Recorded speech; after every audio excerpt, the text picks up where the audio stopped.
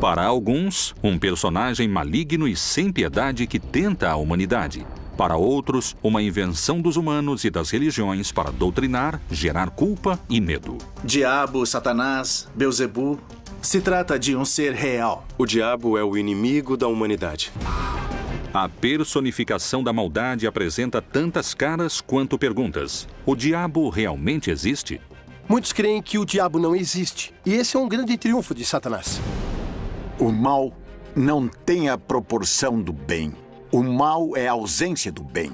Há aqueles que garantem inclusive terem um pacto com ele. Satanás é o libertador da humanidade e do ciclo apocalíptico. O diabo, uma das figuras mais controversas da Bíblia. Ele tem ciúme de nós, ele tem inveja da vida que Deus nos deu, porque nós temos Deus dentro de nós. Nós temos a graça que possuímos através do batismo, e o diabo está sempre tentando nos destruir por causa disso. Há especialistas que afirmam a existência de evidências satânicas. O diabo vive entre nós? Depois do exorcismo, meu psiquiatra me disse: eu não tenho esse caso cientificamente. Pois Jesus lhe dizia: sai desse homem, espírito imundo. Por acaso, seriam Deus e o diabo a mesma pessoa?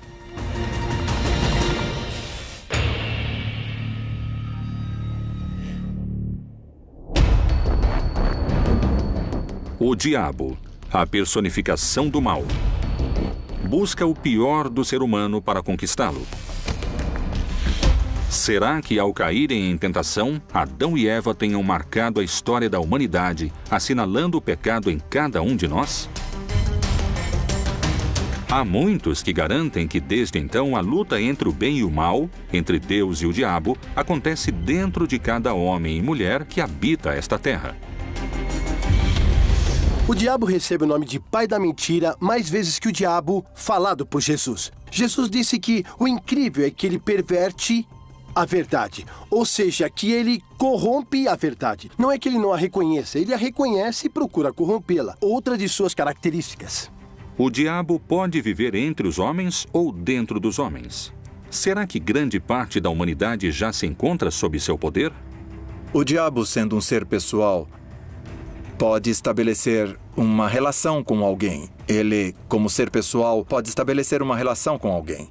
Um pacto com o demônio é uma decisão tomada por um ser humano livre para associar-se de alguma maneira a Satanás ou a algum espírito, algum demônio, algum espírito negativo. Existem parágrafos na Bíblia que sugerem a existência do diabo. A figura de Satanás na Bíblia hebraica tem a ver com o adversário. É um adversário, um inimigo que pode aparecer. Pode ser uma pessoa. Tem duas visões na literatura judaica posterior. Uma é uma figura sobre-humana ligada ao demoníaco e com o negativo. E outra interpretação também de Maimônides que diz que Satanás é o anjo da morte e a tendência ao mal do ser humano. Evidentemente, Deus não pode ignorar a possibilidade de que a liberdade incluiria uma oposição à sua vontade. Alguns textos bíblicos são muito precisos com respeito à menção do diabo. Chegando o dia que os filhos de Deus vieram apresentar-se perante o Senhor, veio também Satanás entre eles. O Senhor perguntou a Satanás: de onde vens? E Satanás respondeu ao Senhor: de rodear a terra e de passear por ela. Colômbia, Bogotá. O colombiano Sebastián Santeiros Villarreal se apresenta como bruxo, feiticeiro e afirma ter realizado pactos com o diabo. É santeiro, espiritualista, feiticeiro e trabalha com magia negra voodoo. Para servir a Satanás, você não precisa ter fé. Para servir a Deus, você precisa ter fé. E a fé não tem argumentos dialéticos porque simplesmente se crê ou não se crê. Com Satanás, não. Porque quando você pede a Satanás, tudo o que se pede a Satanás, ele te dá. Para fazer um grande ritual para Satanás, eu acendo uma vela vermelha, que significa a luz que o mesmo nos transmite. No altar, temos uma das colaboradoras ou colaboradores dele, porque é um anjo que é a Santa Morte. Ela trabalha para Deus e trabalha para Satanás. Se Deus lhe dá uma ordem, ela cumpre. E se Satanás lhe dá uma ordem, ela cumpre. Tenho que ter os ornamentos ou hábitos correspondentes. E a água? A água eu jogo por todo o altar porque é uma simbologia, é limpeza. Então eu faço uma oração que eu leio na Bíblia satânica. Eu invoco a presença de Satanás, invoco a presença de alguns de seus servidores em espírito. E em algumas ocasiões eu o vejo ou ele me incorpora. Depois de cair em transe, eu volto ao normal e começo a executar durante a semana aquilo que ele me ordenou. E não se discute, se cumpre. Como existe a possibilidade de estabelecer uma relação com o ser humano, podemos nos abrir para estabelecermos um contato com Satanás. É triste, é dramático, é incrível, mas é possível. O diabo é invocado de diferentes maneiras, segundo a situação. Se uma pessoa está em perigo, ela pode invocá-lo. Se uma pessoa está contente, o invoca. Se está em um momento de agonia, o invoca. Se quiser fazer um pacto com Satanás, se quiser fazer um pacto com o que chamam de maligno, ele a escuta e vem ao seu socorro. Eu creio que o satanismo está te desviando do assunto. Por que adorar a Deus indiretamente se pode adorá-lo diretamente? Não é necessário ir pela via negativa. Posso ir pela via positiva. Deus é misericórdia, compaixão, bondade. Por isso eu não preciso adorar o lado escuro disso.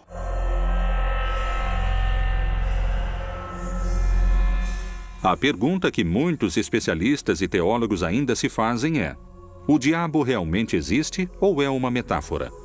E se é uma metáfora, a quem Jesus se referiu como a encarnação do mal? No livro de Jó chama Satanás, ou diabo, que quer dizer o adversário, o enganador, e é entendido na interpretação, sobretudo dos padres da igreja cristã, como um arcanjo que fora criado de maneira perfeita, um arcanjo iluminado que, apesar disso, assim como Adão o faria, deixa de amar a Deus por amar mais a si mesmo, caindo no orgulho e na rebeldia, e dessa maneira se separando de Deus. Na Bíblia vemos uma mensagem de Jesus: não te acuses a ti mesmo. Não nos esqueçamos que aquele que se acusa em hebraico se diz Satanás. Ele é o acusador. E quando a pessoa se acusa como pecador, está fazendo às vezes de Satanás consigo mesma. Ou quando condena os demais e vive dizendo isso é ruim, isso está ruim, isso é péssimo, está fazendo às vezes de Satanás, ainda que traga a Bíblia numa mão ou use uma batina. Satanás nos acusa para Deus e essa é a função de Satanás, o acusador. Então me parece que é por uma questão literária, se utiliza inclusive para criar medo dentro da população e é uma ferramenta para que dentro da religião dirijam também toda uma comunidade. O Evangelho de Marcos é muito claro quando fala dos demônios, depois vai apresentando quais são os demônios. Há um demônio fundamental. Qual é o demônio mais importante? Que se opõe à construção do reino de Deus. É o Império Romano. E perguntou-lhe: qual é o teu nome? Respondeu-lhe ele: Legião é o meu nome, porque somos muitos. Marcos escreve sobre um endemoniado, ou seja, possuído pelo demônio, ou seja, possuído pelo império. Agora vão saber por que digo isso, tá certo?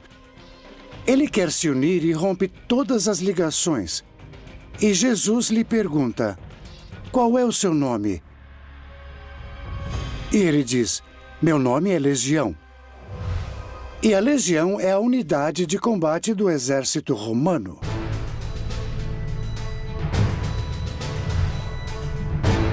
São muitos os que asseguram que o diabo existe e que, inclusive, se encontra mais perto do que alguns creem.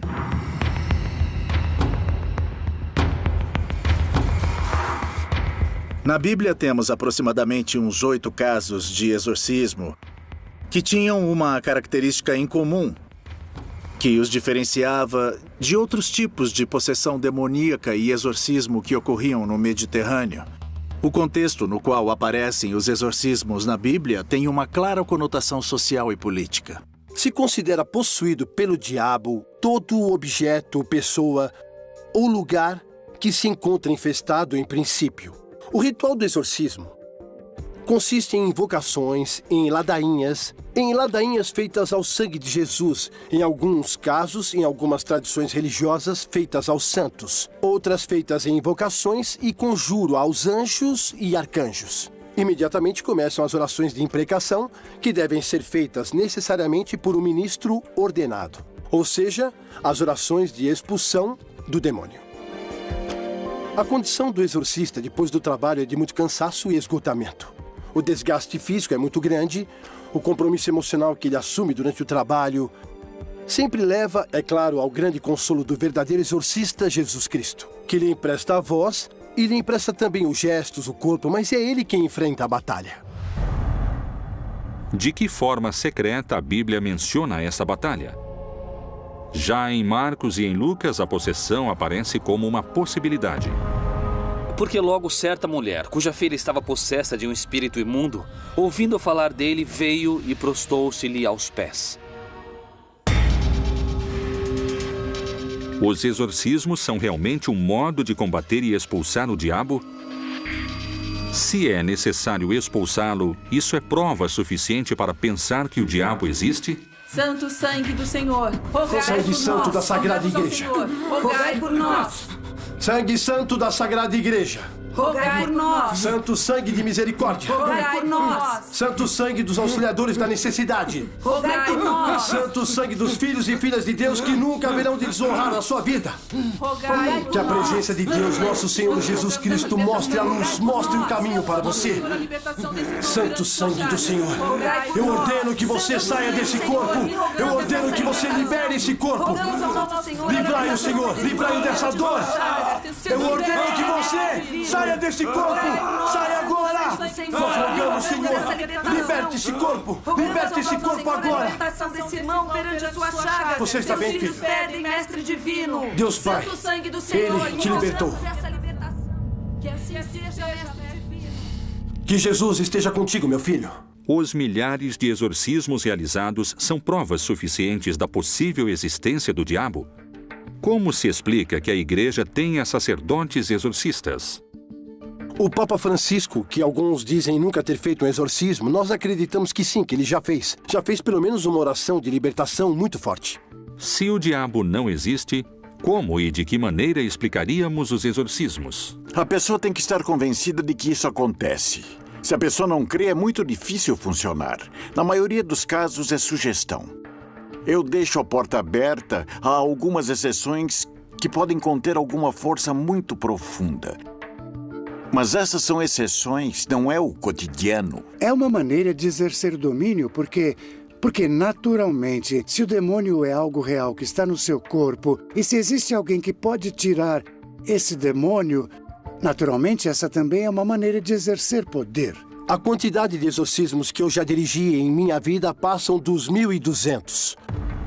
Porque as possessões são mais frequentes do que se supõe. Com as questões do exorcismo, temos que ter muito cuidado, porque são seres humanos que estão sofrendo e dos quais os líderes religiosos se aproveitam muitas vezes para tirar algum proveito próprio dessas situações. Por que seguimos duvidando de sua existência se a Bíblia fala do diabo com tanta clareza? Este personagem diabólico se encontra desde a gênese da criação até a batalha final mencionada no Apocalipse. Quais são os argumentos e por que alguns acreditam que o Todo-Poderoso e o Maligno poderiam ser a mesma pessoa? Deus e o diabo seriam duas faces da mesma moeda?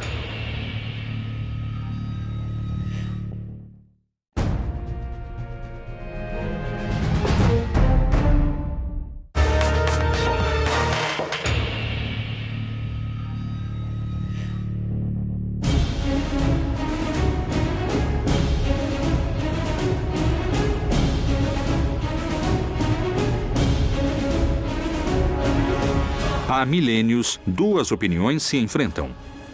Uma tenta mostrar que o diabo não existe, e a outra que é um ser real e o principal adversário de Deus.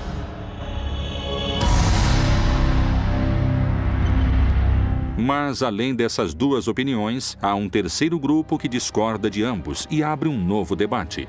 Ele sustenta a teoria de que Deus e o diabo são dois lados que respondem a um mesmo interesse. No Antigo Testamento, acredita-se que de Deus vinha a ira e a bondade. Os teólogos têm muitos problemas em traduzir a Bíblia, esse texto, porque ele diz que o espírito mau vem de Deus.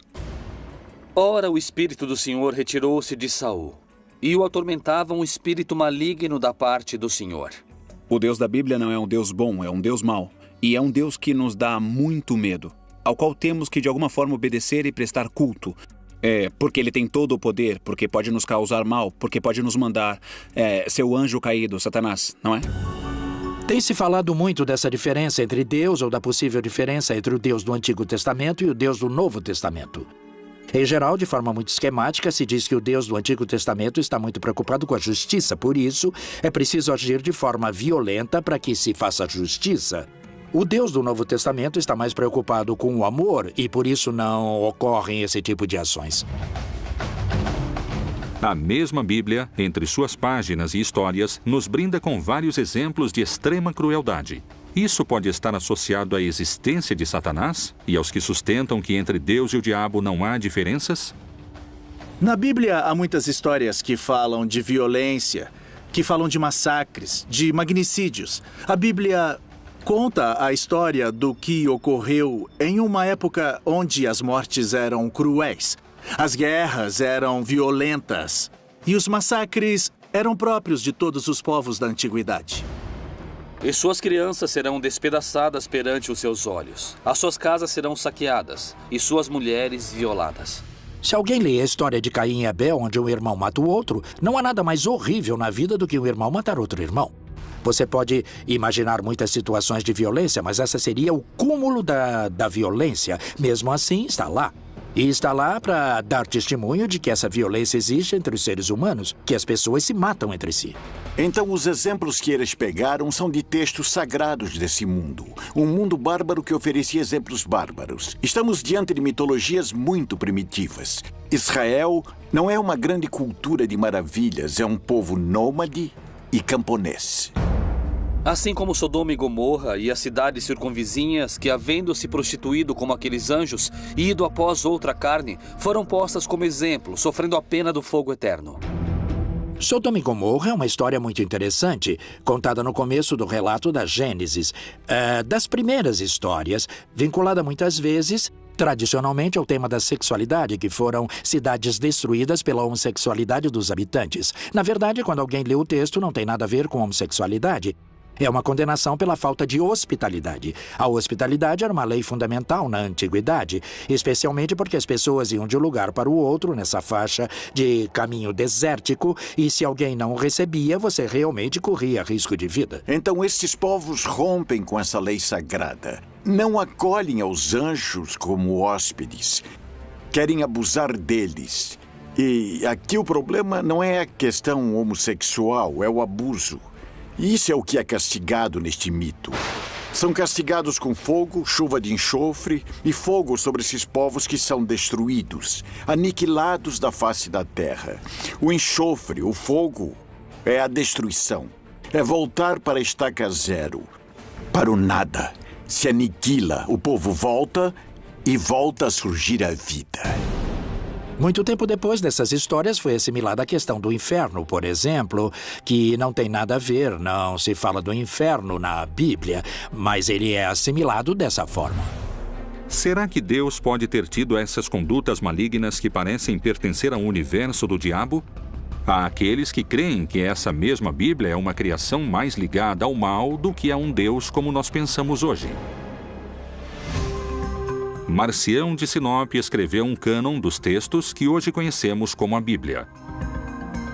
Ele ocultou no recorte que fez uma concepção especial do diabo.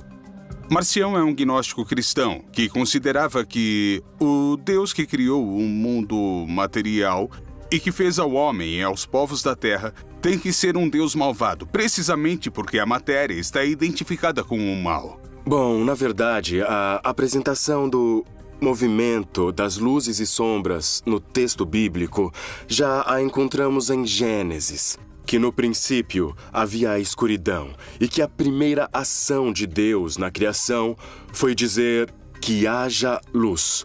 Essa luz atravessa as trevas, atravessa a escuridão. Está dizendo que, na verdade, a luz que veio ao mundo era Jesus, mas os homens preferiram ou elegeram as trevas em vez da luz, porque a luz, de alguma maneira, colocava em evidência as suas obras, as quais eles queriam ocultar.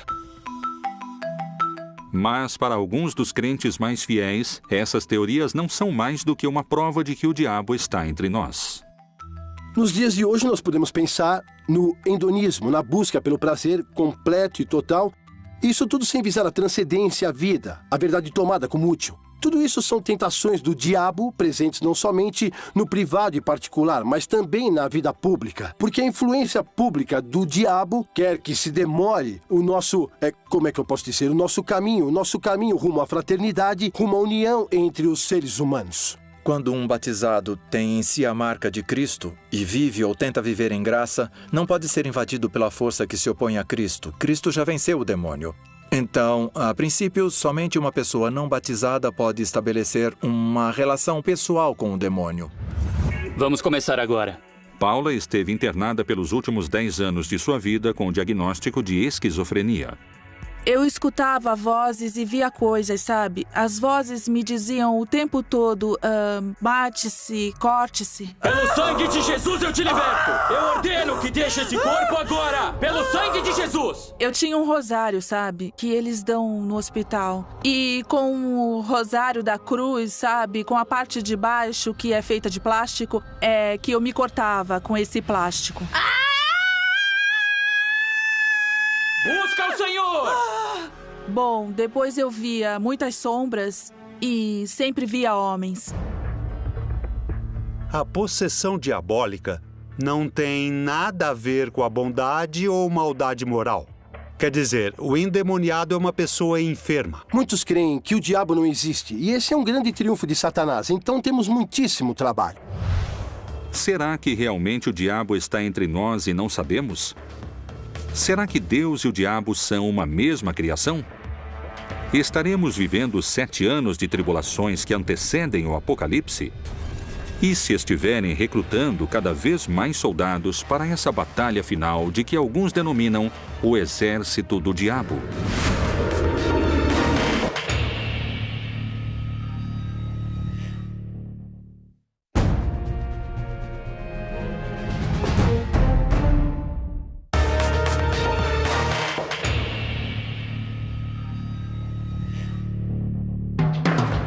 O diabo, um anjo caído que quer ocupar o lugar de Deus? Como ele poderia alcançar seu objetivo? Quais são as evidências e posturas que asseguram que o diabo teria criado seu próprio exército? Eu acredito que o diabo somos nós mesmos. O diabo é a maldade que encarna na gente. O diabo é uma configuração que pode ter expressões muito claras, um personagem nefasto da humanidade. O diabo engloba muitos. Não se trata de um só, já que são muitos, milhares de milhares, visto que era um arcanjo, um anjo superior, que seria Lúcifer com todos seus seguidores que acabaram condenados. Alguns levam sua teoria mais além e creem que o diabo preparou um exército e está escondido esperando o começo dessa batalha final. Com esse exército maligno, o Agramon representa um demônio maior, que é o demônio do medo. Existem demônios menores que, por sua vez, os servem. São demônios intercessores. Não esqueçamos que a corte satânica tem a sua hierarquia. E não é que eles perderam a hierarquia que conservavam no céu. Ou seja, entre os demônios há os querubins, os serafins, as potestades, cada um com seu grau de maldade. Podemos mencionar também Adriel, que é o demônio da morte, o demônio da lua, o demônio da noite. Adriel, para nós, como esse demônio terrível, o da morte, está representado em Hitler. Ele trouxe o inferno para a Terra, mostrando os setores do inferno. Mas onde? Os campos de concentração são um exemplo muito claro de que essa destruição havia sido inspirada por alguém. Hitler encarna o pior da condição humana. Mas dizer isso, às vezes, é tirar a responsabilidade dos seres humanos. Temos a capacidade de escolher entre, como diz no livro de Deuteronômio, eis que ponho diante de ti a vida ou a morte, a bênção ou a maldição. Escolhe a vida para que vivas. O céu e a terra tomam hoje por testemunhas contra ti, de que te pus diante de ti a vida e a morte, a bênção e a maldição. Escolhe, pois, a vida, para que vivas tu e a tua descendência. A pessoa tem que escolher para qual caminho quer direcionar sua vida. Se está trabalhando pela justiça, pela paz, pela compreensão, ou o oposto, pelo ódio, pela violência, pela maldade. Eu acho que, às vezes, nas histórias você tem que tomar decisões. Mas os demônios mencionados na Bíblia também levaram os especialistas a darem explicações diferentes. Bem como algumas mulheres que haviam sido curadas de espíritos malignos e de enfermidades, Maria, chamada Madalena, da qual tinham saído 7 demônios. Lucas nos diz que Jesus expulsou 7 demônios. É o dado que nos dá o Evangelho de Lucas. Então isso quer dizer que 7, na simbologia semítica, é a plenitude. Aqui falamos de demônios, ou seja, desfeito. Quando ela encontra Jesus, está fora do eixo. Não se sabe quem é essa mulher. Muito bem, quem são os demônios? Os demônios são os obstáculos que se opõem a um determinado tipo de projeto. Maria Madalena é uma militante do projeto do Reino de Deus, que naturalmente, para ser uma militante completa do Reino de Deus, ela deve enfrentar obstáculos muito fortes. Ela vai ser perseguida, por isso também vai duvidar, vai ter medo, não é? Como todos nós. Então, Jesus lhe tira esses medos, lhe tira esses obstáculos. É a libertação, de alguma maneira, de uma situação de marginalidade que ela tinha como resquício. Nós sabemos que estava fora de seu juízo e, de nenhuma maneira, se pode relacionar com o fato de Maria ser prostituta ou que havia sido amante de Jesus. Nenhuma dessas coisas. Não quer dizer que foi uma mulher ultra pecadora ou ultra libertina. O endemoniado é uma pessoa cuja enfermidade não se conhecia em sua origem e nem a sua cura. Então era uma personagem endemoniada. Esses demônios estão entre nós. Eles não creem em nada também porque as vozes me diziam o tempo todo que não creem nisso, que não creem em nada.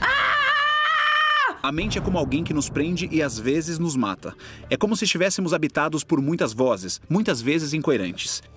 Eu acho que o que hoje chamamos de exorcismo não é mais do que o fenômeno que deixa evidente a multiplicidade, a multiplicação e a fragmentação da nossa personalidade, das muitas vozes que ouvimos. Se existem muitas vozes que nos falam, quais são os indícios ocultos que encontramos na Bíblia para decifrar se estamos perto de uma batalha entre Deus e o diabo? A temida batalha que anuncia o fim dos tempos. O Armagedon é um lugar que existe e que se chama Megido em hebraico, e onde se deram grandes batalhas na antiguidade. E o que é dito no Apocalipse é que ali haverá uma batalha onde o vencedor final é Cristo. Muitos falam que o juízo final será representado por uma batalha entre o anticristo e Deus, o bem. A batalha é constante, é diária. Geralmente encontramos pessoas que não creem, pessoas que não querem o bem, que não creem na vontade de Deus, de maneira que a batalha é permanente. Mas a vitória definitiva vai perseverar com a vinda de Jesus. Nesse tempo, muitos hão de se escandalizar e trair-se uns aos outros, e mutuamente se odiarão. Bom, existe uma batalha e um confronto permanente. O final não é bem no sentido de último, mas final no sentido daquilo que dá significado e sentido às coisas. O juízo que Deus estabelece contra alguns, e que não é uma batalha, ainda que se ache anunciado em todo o Apocalipse uma batalha dos maus, digamos, de Satanás e de seu exército contra Deus, na verdade essa batalha não existe porque Deus não precisa lutar. Mas para que exista uma batalha, deve necessariamente existir 2 grupos. E como alguns creem serem os que chegaram para salvar a humanidade, estão os que creem terem vindo para destruí-la. Satanás aparece na Bíblia com vários nomes e com várias imagens. Nós o conhecemos desde a serpente que aparece em Gênesis, até com os seus outros nomes, o diabo, o demônio, Satanás, Beelzebu. Todas essas seriam indicações de um mesmo personagem, do pai da mentira. A luta entre o bem e o mal, entre a tentação e a obediência, entre o pecado e a salvação, é tão antiga quanto a própria vida. Como e desde quando se constrói essa figura do diabo? Por que o mal e o diabólico respondem a tantos nomes?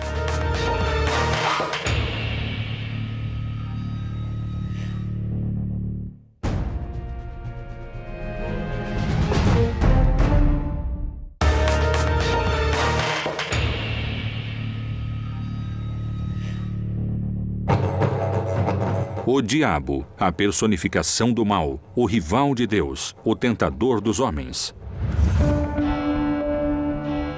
Para muitos cristãos, a tentação é uma porta de entrada para o mal, um caminho direto para o diabo. A última parte do Pai Nosso diz: não nos deixe cair em tentação e livrai-nos do mal.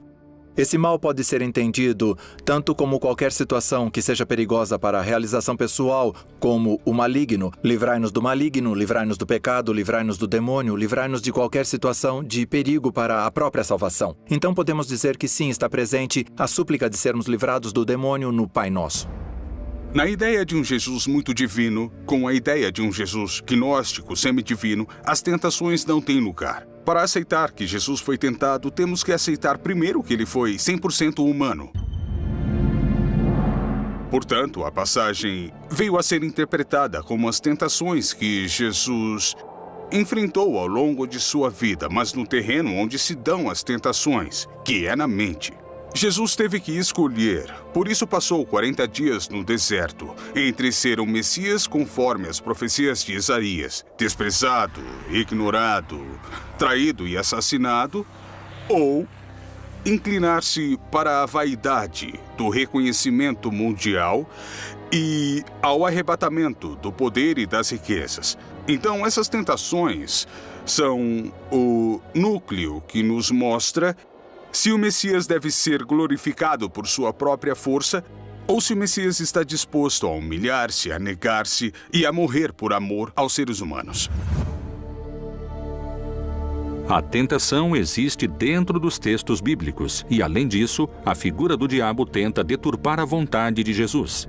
Como essa figura é realmente? Alguns investigadores questionam a imagem clássica do diabo, com chifres, patas de cabra e rabo. Eles questionam o que nos foi transmitido como figura do mal, porque debatem que essa é uma construção destinada a gerar medo. Há muito do imaginário da cultura popular sobre Satanás, mais do que na teologia e nos textos bíblicos. E somos produtos também de nosso imaginário popular de onde crescemos. Na Bíblia, tanto no Antigo Testamento quanto no Novo Testamento, temos histórias relacionadas com o diabo, com Satanás. No entanto, não encontramos descrições físicas de como ele era. Se ele tinha chifres, se tinha rabo, se tinha um tridente, ou se era vermelho. O que nós sabemos é que ele é uma descrição do mal. Não é bíblico. Nem o purgatório, nem o inferno eterno, nem o céu. O céu para estar perto de Deus, sim. O inferno como distância de Deus, sim. Mas chamas, diabinhos, um Satanás rei que manda nos demônios, isso foi uma invenção medieval. Isso aparece na Idade Média. É alguém que tem a ver fundamentalmente com o sexual. Por isso se atribui a ela a cor vermelha. Os chifres de bode e as patas de bode, que eram o poder da fertilidade e da vida, que representavam Dionísio Pan na literatura grega. O deus Pan é um deus grego muito antigo, originalmente adorado na região da Arcádia. Pan é o guardião dos rebanhos que tem a tarefa de se multiplicarem. Deus dos bosques e patos, protetor dos pastores. É um produto da casualidade que na Idade Média tenham imposto essa caracterização impressionante e terrível do demônio? Ou talvez haja um mistério importante em torno da figura do diabo esperando para ser desvendado? Em algum momento da história, para tornar visível a presença do mal, os autores, os pintores, usaram como origem uma imagem grotesca, com chifres, com rabo, negro, com fogo, para descrever o mal. Mas isso não significa que o diabo não existe. O diabo ter sido caricaturado na Idade Média, ou que seu conceito fora utilizado para infundir o medo, não quer dizer que ele não exista. A figura do diabo no cristianismo funciona como um grande ordenador moral. Ou seja, o que está mal está do lado do diabo e faz parte do pecado. A figura do diabo cristão chega efetivamente à América Latina com a chegada dos espanhóis, porque antes as culturas ameríndias usavam outras figuras que encarnavam o mal. Mesmo assim, esse mal não era um mal tão absoluto e nem tão separado do bem como é o diabo cristão, que é uma das características do pensamento do catolicismo, onde aparece o mal de um lado e o bem do outro. Um único personagem, ainda que, segundo os crentes da Bíblia, seja mencionado de muitas maneiras. Ele recebe o nome de Satanás, Diabo, Lúcifer, Belzebu, Melian, Antiga Serpente, Anjo Caído, Anjo Destronado, o Anjo do Tempo. Mas houve outros nomes. No tempo de Isaías, recebeu um nome. No tempo de Jesus de Nazaré, era o Devorador. No tempo de Josué, era o Destruidor. Eles sempre insultaram Satanás de diferentes maneiras. No Novo Testamento, sim, Jesus e o apóstolo Paulo o mencionam, mas como um adversário, como aquele que está contra o projeto de Deus. Não tanto como uma figura a qual você tem que escolher entre um e outro, porque popularmente se transformou em uma figura. De um lado eu tenho Deus e do outro Satanás. Eu tenho que escolher como se escolhe um time de futebol. Mas não é assim. Não é assim que nós lemos nos relatos bíblicos. A soberania de Deus não se discute, mas existe um personagem, uma maldade que se concentra nesse personagem chamado Satanás, que aparece como símbolo de tudo que se opõe a Deus. Respondeu-lhes ele: eu via Satanás como o raio cair do céu. Especialistas no estudo da Bíblia dão conta de que, em outras passagens do livro sagrado, os nomes que o maligno recebe não têm uma conotação única e nem tão direta.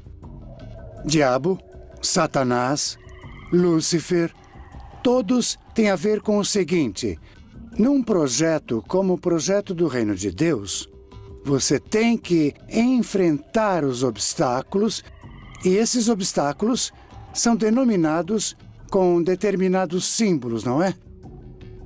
Um dos símbolos mais importantes é o de Satanás.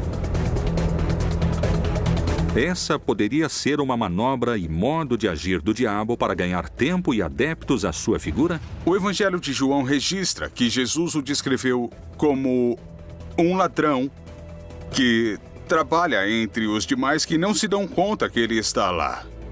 O trabalho do diabo tem que passar despercebido. Na visão religiosa judaica, só há uma divindade, não há duas: Jeová. E Jeová é o autor do bem e do mal, da saúde e da enfermidade, da alegria e da tristeza. Em outras religiões há deuses do bem e deuses do mal. Qual é o verdadeiro significado da palavra diabo? Havia alguns anjos caídos que não queriam ser anjos.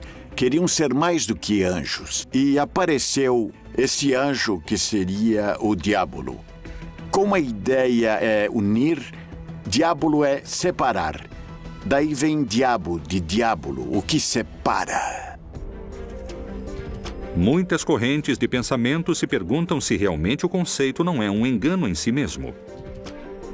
A resposta a essa teoria poderia mudar o conceito fundamental que a religião tem sobre o bem e o mal. Para muitos sacerdotes e para a principal autoridade da Igreja, o diabo existe em muitas de suas mensagens, e o Papa faz alusões à sua presença entre nós aqui na Terra. Onde o diabo vive? Será que Satanás está perto de nós?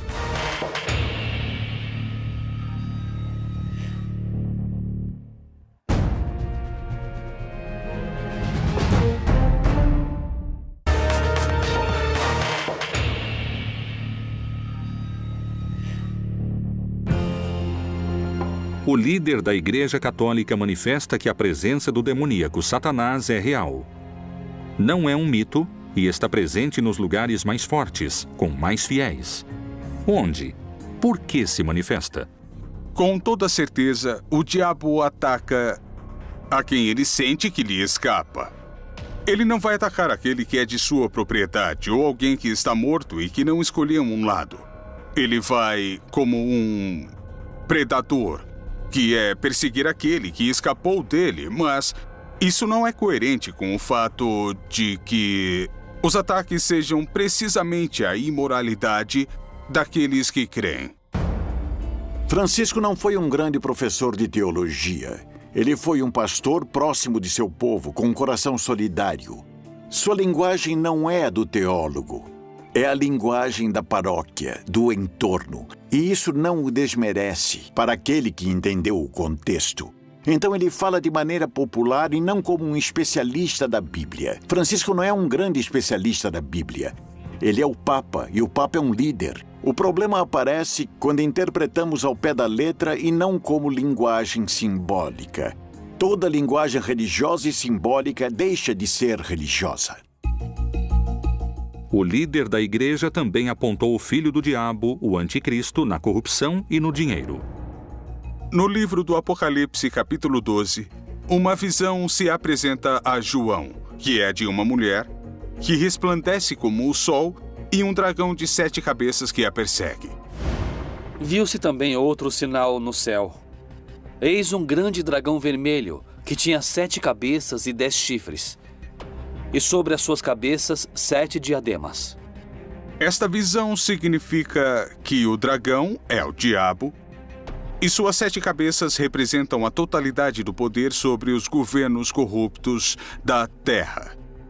E a mulher que resplandece como o sol é o grupo de crentes, ou seja, a igreja, que reflete o caráter amoroso de Deus. A corrupção, eu acredito que continua sendo um sistema que permeia todas as faixas sociais e políticas.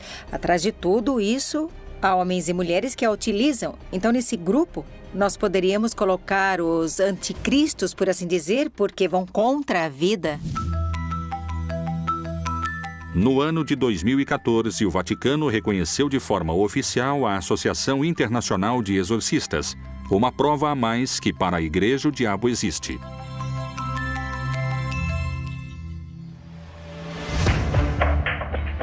O diabo, para alguns, é uma presença maligna.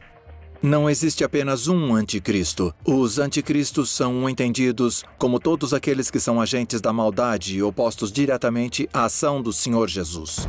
Para outros, é o mesmo Deus. Satanás é a divindade, a contraparte do suposto Deus bom. Para os céticos, o sócio de Deus. O mal e o bem estão subordinados à vontade de Deus. E há aqueles que não creem na sua existência. Os demônios são as pessoas que estão ao nosso redor causando mais danos. É mais fácil condená-lo, dizer que é o demônio, do que sentar-se com a pessoa e dizer o que foi e em que posso ajudar. O diabo é um instrumento para que o homem possa, enquanto está na história, decidir se quer amar ou não quer amar. Mas Deus é todo-poderoso e o diabo, para ele, não representa nenhum inimigo real. O diabo, mito ou verdade? Está entre nós, dentro de nós, ou é só uma criação ou história fantástica? O diabo, Satanás, Lúcifer, é mais um dos mistérios da Bíblia Proibida.